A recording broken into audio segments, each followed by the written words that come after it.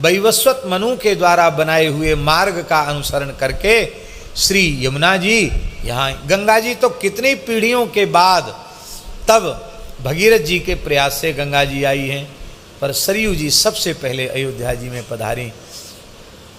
पूज्य संत श्री गोपालाचार्य जी महाराज एक बड़ी सुंदर बात कहते थे। वो कहते थे सारे धरती पर जितनी मनुष्य जाति है सबकी जन्मभूमि अयोध्या है। कहते जितनी मनुष्य जाति है उस सबकी जन्मभूमि अयोध्या है। धरती का सबसे पहला नगर अयोध्या, और धरती पर सबसे पहले मानव की सृष्टि अयोध्या में हुई। इसलिए संपूर्ण, बोले दुनिया के किसी कोने में रहने वाला आदमी हो, सबकी मूल जन्मभूमि अयोध्या है। बोलो श्री अयोध्या धाम की जय। सरयू जी हैं तो करुणा में जल भरा हुआ है। कविता रूपी जो सरयू हैं वो कहाँ से निकली हैं? तो तुलसीदास जी का हृदय ही मान सरोवर है, और उस मान सरोवर में श्री रघुनाथ जी का जो भक्तों के प्रति वात्सल्य है, जो सुयस है, चरित्र है, वही जल भरा हुआ है। और वही जल इस चौपाई छंद के रूप में, दोहा और छंद के रूप में प्रकट हुआ है। एतावता दोनों ही पुनीत हैं। सरयू जी भी ब्रह्मद्रव हैं और गंगा जी भी ब्रह्मद्रव हैं, और तुलसीदास जी जिस चौपाई को लेकर वो भी द्रवीभूत ब्रह्म ही है। ऐसा भाव। नदी पुनीत, नदी पुनीत सुमानस नंदिनी, कलिमल तृण तरुमूल निकंदनी। सरयू जी की सबसे बड़ी विशेषता है कि इनके तट पर श्री अयोध्या जी विराजमान हैं। और दूसरी विशेषता ये है कि अयोध्या संतों की राजधानी है। मुगल काल में अयोध्या को मुसलमान लोग फकीराबाद कहते थे। क्या कहते थे? क्या कहते थे? फकीराबाद। माने उनके ज़माने में भी बहुत फकीर साधु संत रहते थे। और आज भी अयोध्या जी में संतों की ही संख्या अधिक है कि नहीं जा जी? संतों के बड़े बड़े स्थान, बड़ी बड़ी संख्या संतों की।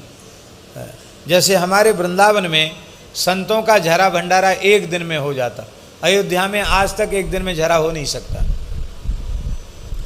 अयोध्या में संतों का झरा कम से कम 4 दिन में होता है। अलग अलग तड़ बांटे जाते हैं, नहीं तो व्यवस्था बिगड़ जाएगी। इतने संतों की व्यवस्था आप नहीं संभाल सकते हैं। 4 दिन भंडारा करो तब भंडारा होता पूरी अयोध्या का। और अब तो पता नहीं, पहले चेयरमैन भी साधु ही बनते थे, पार्षद भी साधु ही बनते थे, वोटे ही उनके ज़्यादा थे, तो कौन बनेगा। और आज भी अयोध्या में साधुओं की बहुत चलती है। यहाँ तो हम लोग सब स्थानीय लोगों से थोड़ा दब के रहना भी चाहिए। यहाँ तो हम लोगों ने यही कहा कि भाई ब्रजवासियों को बहुत मानो, पर अयोध्या जी में ऐसा नहीं। अयोध्या जी में साधुओं का आज भी साम्राज्य है।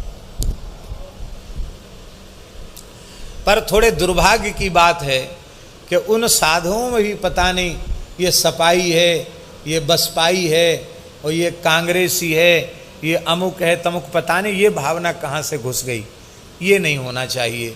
संतों को ये सब न हो करके विशुद्ध सनातन धर्म के पक्ष में ही खड़े रहना चाहिए। राष्ट्रीयता, भारतीयता, उसके मूल्यों पर कभी समझौता नहीं करना चाहिए निजी स्वार्थ के कारण। तो एक विशेषता है कि सरयू जी के तट पर अयोध्या जी हैं।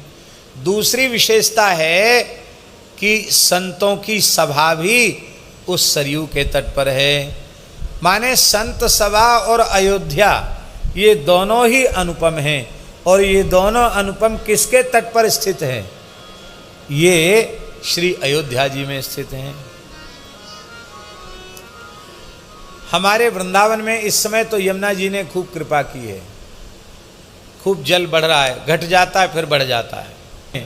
सरयू जी में 12 मास जल निर्मल रहता है। और वहाँ प्रायः मंदिरों की ठाकुर सेवा सरयू जल से ही होती है। और हजारों की संख्या में संत आज भी ऐसे हैं अयोध्या जी में जो केवल सरयू जल ही पीते हैं, दूसरा जल नहीं पीते।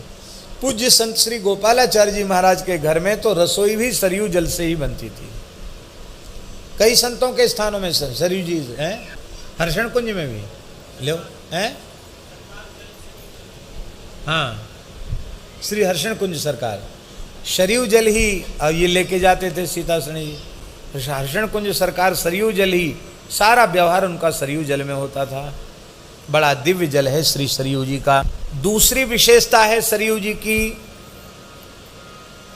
कि सरयू जी का तट अयोध्या में प्रमोदवन और वह श्री सीताराम जी की नित्य विहार स्थली है, ये दूसरी विशेषता है।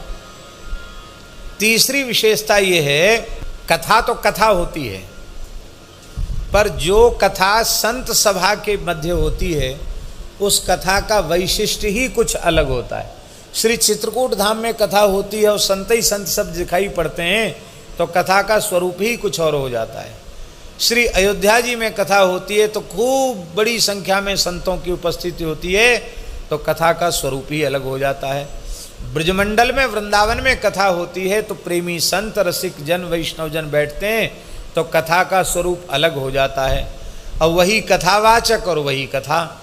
और दूसरी जगह चले जाते तो वैसा रस नहीं रह जाता जो अवध वृंदावन चित्रकूट आदि में जो रस प्रकट होता है। स्थल की विशेषता होती है, श्रोताओं की भी विशेषता होती है।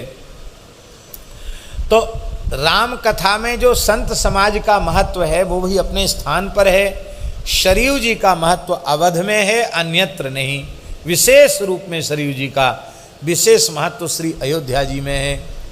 राम कथा की शोभा संत समाज से है और संत समाज की शोभा राम कथा से है, भगवान की कथा से है, भोज भंडारे की कथा से नहीं है। अयोध्या जी से सरयू जी की शोभा है और सरयू जी की शोभा श्री अयोध्या जी से है। बोलो अयोध्या धाम की जय।